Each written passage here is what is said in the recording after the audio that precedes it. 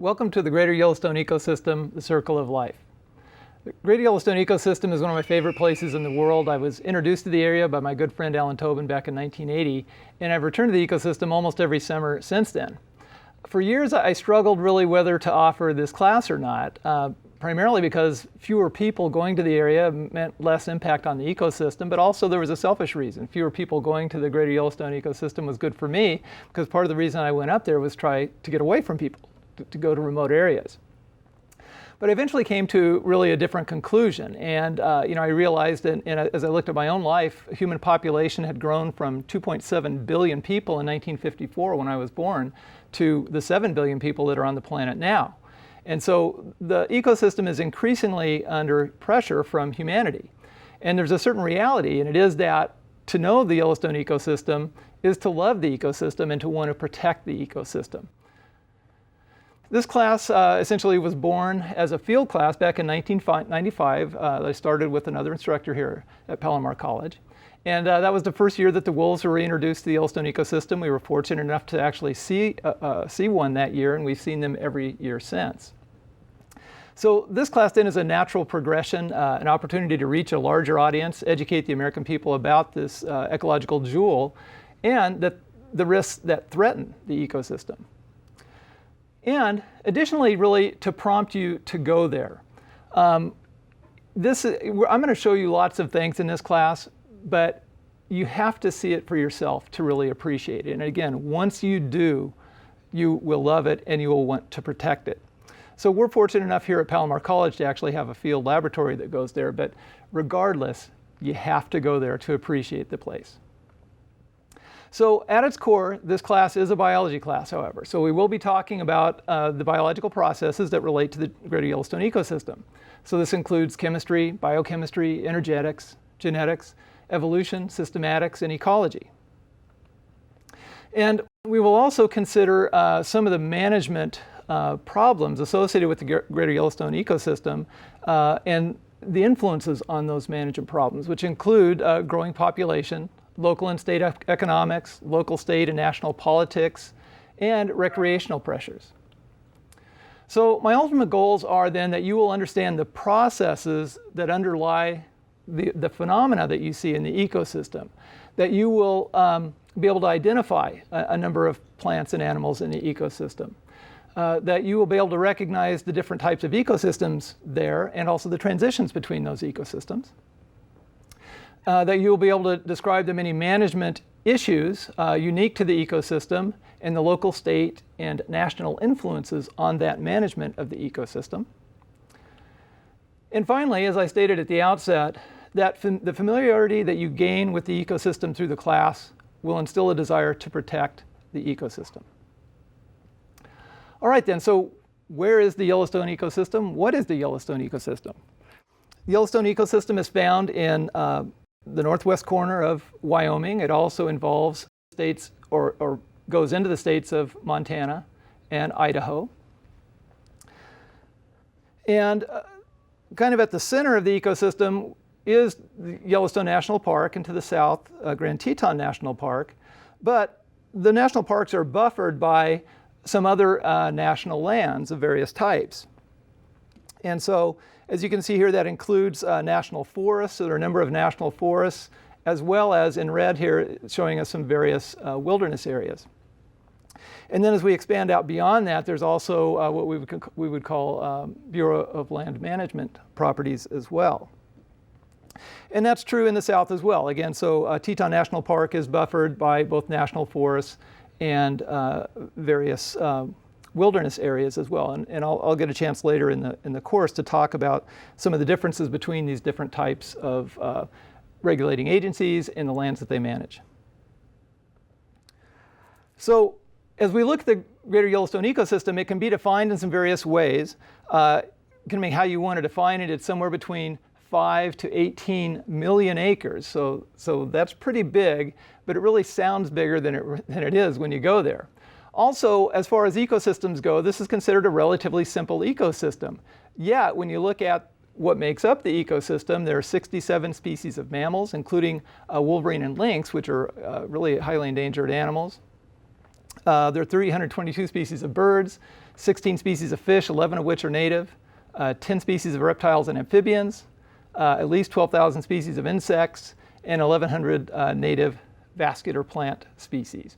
So again, keep in mind this is a simple ecosystem, yet we still have this extraordinary diversity, and we'll be learning about a lot of these organisms in the course of the class. So I first want to look at the national parks and talk a little bit about both their geologic history and also their human history and how they came to be. So beginning with Yellowstone National Park. If we look at Yellowstone National Park, it's known for its geology, and this is certainly not a geology class, but we will occasionally be referencing geology as it relates to the biology that we observe. And so in Yellowstone then, we will observe a number of different types of rock. Sedimentary rock, this is an area that at one time was under an ancient sea, so we'll see some evidence of that. Igneous rock is volcanic rock, and there's tremendous diversity of igneous rocks in the Yellowstone ecosystem. Metamorphic rocks, either igneous or sedimentary rocks that have been cooked in various ways and modified. We'll also discuss to some degree the effects of glacial activity, and again, if you were to go to the park, you'd see a lot of evidence of glacial activity in this area. And then also, of course, there's tremendous geothermal activity in the park, and that's really what attracts people to this area a lot of times, is to look at that geothermal activity. But again, our reference to this will be primarily as it relates to biological systems. So in terms of looking at the park itself and some of this geology, a lot of it relates to the fact that Yellowstone sits over what we call a hotspot. And so in this hotspot, what we have is magma that is a dome of magma, which basically has moved up under the Yellowstone ecosystem. And again, this is what's driving a lot of the geothermal activity that we see there. Now, Yellowstone also sits on, and part of the park is made up of what we call a caldera. And so there have been several massive explosions which have occurred over time here. And basically what happens in these kinds of situations is, as this magma dome rises, what that does is push up the crust in that area. And as it turns out, this magma in the area is under, or contains a lot of gases. And because of the overlying sediments, that gas will be under tremendous pressure. So as the crust rises up, it cracks and splits. That then allows the pressure to dissipate, and so the gases will expand, and that leads to a massive explosion. And that's the same kind of thing that happened in the Mount St. Helen area. So in the last 2.1 million years, there have been 3 massive explosions. And again, when this explosion occurs, that leaves a crater, and that crater then has been filled in by various activities. Some of it's been filled in by magmatic flows, or flows of magma and lava, on the surface. And then, again, there's been a lot of erosion and other activities which have smoothed over that scar. But again, that scar still exists. So as we look at the Yellowstone ecosystem, the most recent of these explosions was about 650,000 years ago. And again, there was a much larger caldera, which there's some remnant of from about 2.1 million years ago. There's also another caldera a little bit further to the west from about 1.3 million years ago. So over the last 2.1 million years, there have been about 3 of these large explosions. They occur about every 650,000 years or so. So we're more or less on schedule then to have another massive explosion. And again, this is really a concern, because when you look at the size of these explosions compared to one that we know in this country, the Mount St. Helens explosion, when Mount St. Helens exploded, only about 0.1 cubic miles of debris was generated from that explosion. Now, to compare that to the explosion 640,000 years ago, which forms the kind of the current caldera, the most recent caldera, that unloaded about 240 cubic miles of debris, and the one 2.1 million years ago released about 600 cubic miles of debris. So I think you can imagine that if there was to be another massive explosion, it would change life for probably everybody on Earth. This is a really major kind of problem potentially in the future, but hopefully not in the recent future. All right, so again, it's this magmatic dome then, this hotspot, which is responsible for a lot of the geothermal features, which we do see in the park, and we see a lot of these when we go up there. So these include hot springs. And some of the hot springs are just extraordinarily beautiful, not for just the minerals that we see in the water, but also the living things that we find in the hot springs, and we'll be talking about that in future modules. but again, a number of different types of hot springs throughout the park. Also geysers, Old Faithful is probably the most famous of the geysers in the park, but there are others, and again, they're just spectacular. Water is released, it will drain back into the vent and eventually be spewed again. Fumaroles, which vent steam. And then also we have mud pots in the park as well. And so there is kind of an odor to Yellowstone, if you will, and it's caused by the sulfurous gases that are produced, hydrogen sulfide primarily, which has kind of a rotten egg smell. But again, it doesn't permeate everything, and the view and the wildlife is well worth that odor that we occasionally encounter. So looking at human history of the park and human use of the park then, there's evidence of human use dating back to 11 to 12,000 years ago. And this is when kind of the last of the glaciers receded from the area. And use certainly has ebbed and flowed over time in the park, having to do with climate. Most of the use has been summer use in the park.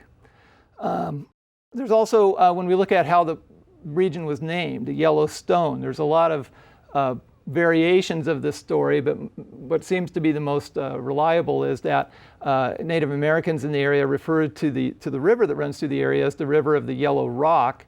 And then as French trappers came to the area, they kind of modified that translation to the river of, or the canyon of, or the area of the Yellowstone. And then this stuck when that was translated from the French trappers into English. And so again, there was quite a bit of use of the park, but it declined a little bit from about 1400 to the mid 1800s, because there was a little bit of a mini ice age there. But again, most of the use of the park has been summer use in the park. And so again, there's quite a bit of evidence of that. So again, as we look at the park, one of the areas where you really see this Yellowstone appearance is in the Grand Canyon of the Yellowstone. And this is a place where we see a volcanic rock known as rhyolitic rock. It produces a rhyolitic soil, and that rhyolite is kind of yellowish in appearance. And so that's what gives the area its name, we think.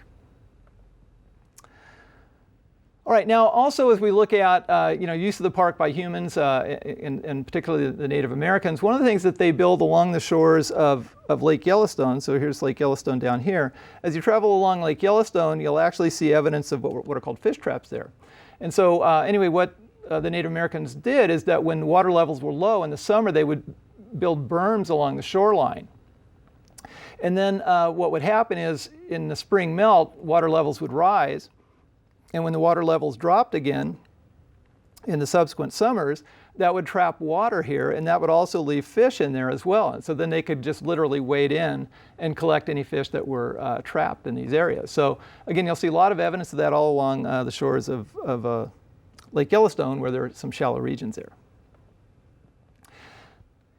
There were a number of Native American tribes that took advantage of the area. The Kiowas, Blackfeets, Cayuse, Coeur d'Alenes, Bannocks, Nez Perce, Umatilla, Crow, and the Shoshones. And the Shoshone in particular, there was a group of Shoshone known as the sheep eaters.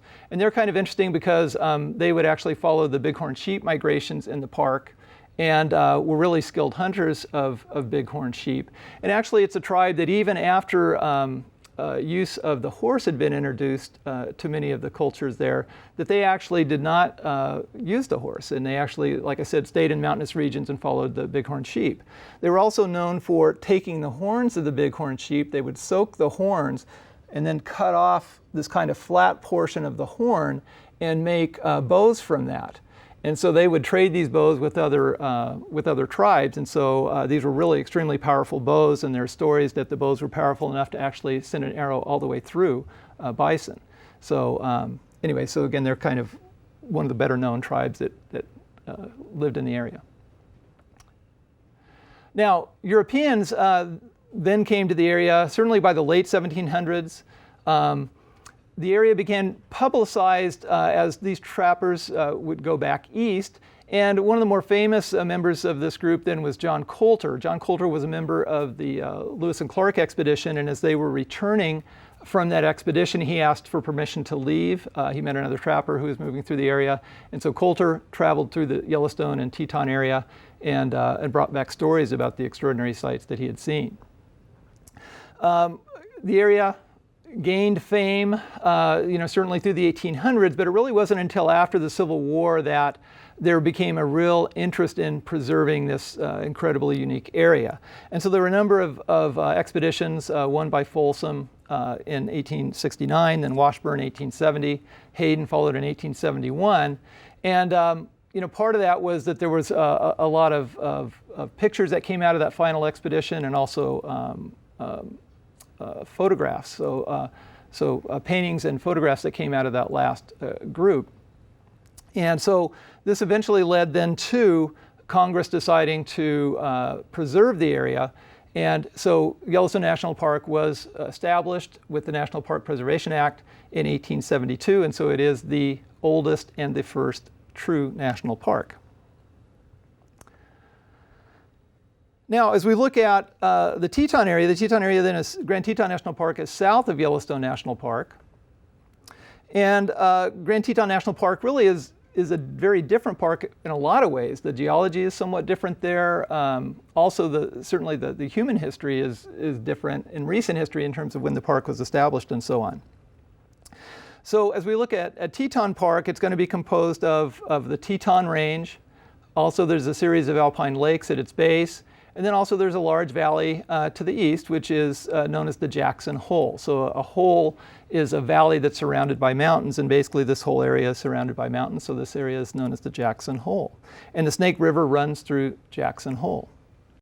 So again, we can see the Teton Range here, and Grand Teton National Park is named for the highest peak in the park, which is the Grand Teton. And that is French for large breast. So anyway, Grand Teton National Park. Now, as we look at some of the geology of the area then, again, it has to do with, formation of this mountain range and also the Jackson Hole area off to the west. And so when you look at the range, there's actually a fault which runs along the base of the range, and it's visible in some places. And so what's happening then is the range has been rising and the floor of the valley has been dropping away. And so as we consider that then, there's basically a fault line there. And so again, what's happened is that the valley has slid down and dropped down as the mountain range has increased. And then there's also again been a lot of glacial activity in this area. And so glaciers have covered this area at times, over a mile thick. And with that and then receded, and what they left behind was a lot of debris in the valley. And so anyway, and then also the Snake River has developed since that time as well. So there is soil in the valley, but what's kind of interesting about it is you look at the valley and it looks, beautiful, looks like it should be a really good agricultural area and so on. But the soil that's there is really very, very thin. There's just a few feet of soil at best. And after you dig down through that, you're basically just looking at glacial rock, glacial till. And it's kind of interesting. So when we look at formation of Grand Teton National Park, again, it's a much more recent history in terms of that park. So proposals to preserve the area actually began back in the 1800s, about the time that Yellowstone was being formed, because it was felt that there needed to be an expansion of the Yellowstone area to include the migration routes primarily of the elk herds that frequented the southern part of Yellowstone Park. And by 1929, then the Teton Range and the lakes at the base of the range had been set aside as a national monument. But people, enthusiasts of the area, a lot of them felt that that wasn't adequate. And one of these people was John D. Rockefeller Jr. of the famous Rockefeller family. And so he wanted to help preserve a larger area, especially the Jackson Hole area. Now, the Jackson Hole area was used primarily by ranchers, and it was there were a lot of economic interest in that.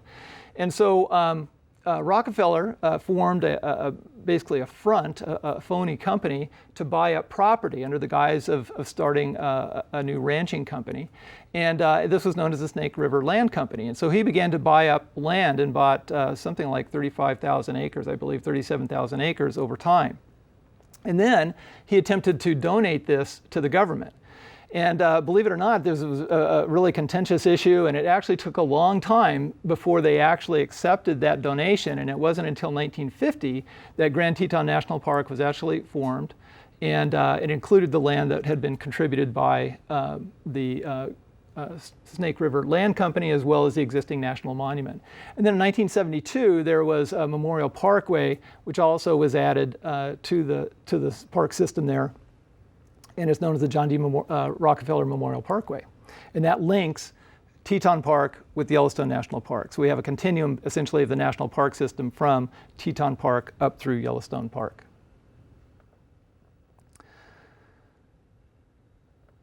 All right, so what then constitutes an ecosystem? So as we look at the greater Yellowstone ecosystem, what is an ecosystem? Well, when you look at an ecosystem, there are certain abiotic factors. And these abiotic factors then are non-living components of an ecosystem. And abiotic factors would include atmosphere, which is the air in an ecosystem. And so atmosphere can be the air that we breathe. It can also be air and water. It can be air in any form that we find it. So again, it could be the air that we breathe. It can be air trapped in soil, and so on. Now, the hydrosphere would be water in any of its form that we happen to find it. And so again, that can be flowing water or standing water. It can be water vapor. And so we will find water in a number of different forms. It could be ice. So again, hydrosphere would be water in any of its many forms. Clouds would be another example. The lithosphere constitutes the soil or rocky portion of any ecosystem. So again, soil, rock, dust in the air, sediments flowing in water, any of this would constitute lithosphere. And then also another abiotic factor, which is an important factor, is energy. So again, energy in its many forms: chemical energy, heat energy, solar energy, and we'll be talking about those many forms as we work through the class. Additionally, then, we also have the living components of an ecosystem, and so that includes organisms. And so an organism is the individual living thing. And like organisms in an ecosystem, so again, could be a bison, that would be an organism. Could be the cowbird, that would be an organism. It could be a species of grass. A population would be a collection of like organisms. So we have in Yellowstone ecosystems populations of bison and elk and all kinds of different organisms. But when we talk about a population, we're talking about like organisms, similar organisms. And then populations in turn form a natural community of organisms. So again, a natural community would be, in this case, we'd be looking at bison, cowbirds potentially, grasses, sagebrush, all interacting with one another. That constitutes a natural community. And then finally, if we take a natural community and conclude a natural community of organisms with the physical habitat, that forms an ecosystem. So a natural community of organisms interacting with one another and their habitat constitutes an ecosystem. So when we look at the greater Yellowstone ecosystem, it's really a bit of a misnomer, because when we're looking at the greater Yellowstone ecosystem, it's actually better termed a landscape. So a landscape would be a geographic area composed of a number of different ecosystems. And an example of that is if you were to head out into the Lamar Valley of the Yellowstone ecosystem. If we were to take a drive through that, we would actually see some different ecosystems here. So there's a sagebrush community, sagebrush ecosystem here in the foreground. Up on the hills, we're looking at lodgepole pine forest, and lodgepole pine would be a separate ecosystem.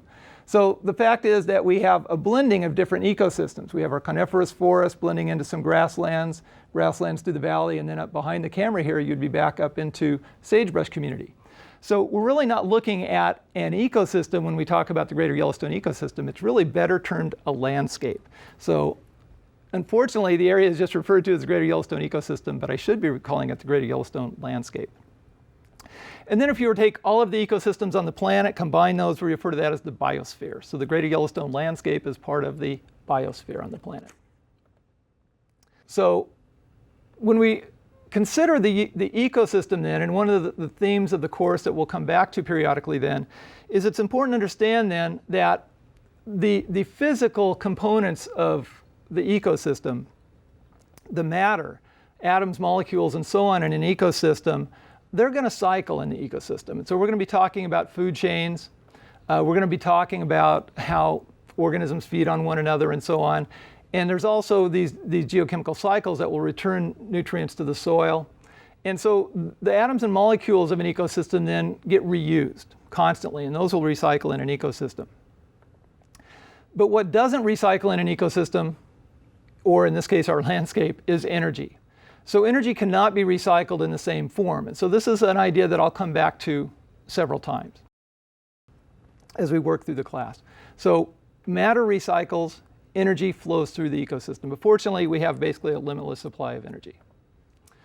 So we will be talking about a number of different types of ecosystems. Just to give you a very brief overview, we will be, eventually be talking about lake ecosystems, which we call lentic ecosystems.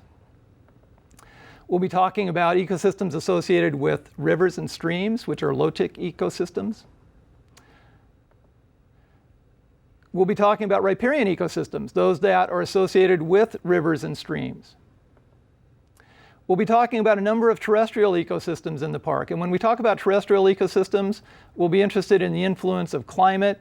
We're going to be interested in the geology of an area, the geography of an area, the latitude of an area, the altitudes at different parts of the park, how those influence then the producers or plants that we find in the ecosystem, which will in turn influence the type of consumers or animals that we find in the ecosystem.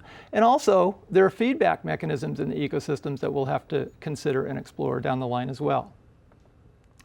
And so there are a number of biomes: deciduous forests, broadleaf forests of one type or another. There are coniferous forests of a variety of types. Different types of pine: lodgepole, spruce, fir. We'll also be looking at some types of grasslands, not necessarily true grasslands, but some grasslands in the ecosystem. Some of them are quite beautiful with their wildflowers. Chaparral ecosystems, the big sagebrush community is the primary chaparral ecosystem. And there's no real true tundra, but when you get up above tree line, we do have tundra-like ecosystems as well. In addition to that, wetlands. Some of these wetlands are seasonal, some are perennial. So again, around some of the lakes and streams, we'll find willow flats, which are examples of wetlands. So I've just given you a taste, really, of where we're headed in the course then. And I look forward to telling you more about this incredible place.